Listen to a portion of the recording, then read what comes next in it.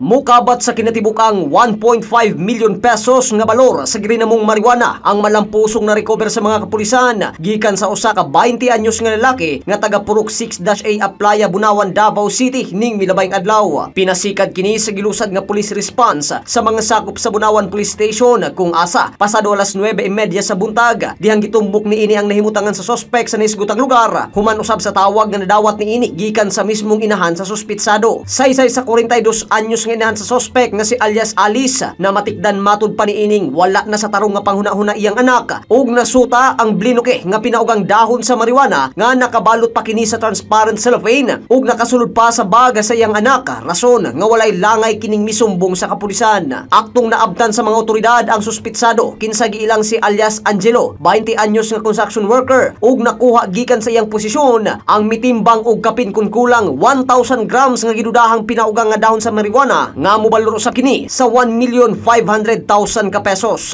Tungod ni ini gilayong gipusasan ng sospek ug gipahibalo kini sa iyang konstitusyonal nga katungod. Dayong gikustudiya kini sa kapulisan lakip ang na-recover nga mga droga alang sa tukmang disposasyon. Giilang dinakpan ingon nga regional level drug personality kinsa nagatubang karon sa kasong kalapasan sa Section 11 subay sa Republic Act 9165 kun balaod batok illegal nga droga. Mga katropa, aron kanuni kitang healthy, mag-Xanthone Vitamin C alang sa nagkayusang Pilipino para sa Pilipinas. Katropang Marvin Ebano, XFM News.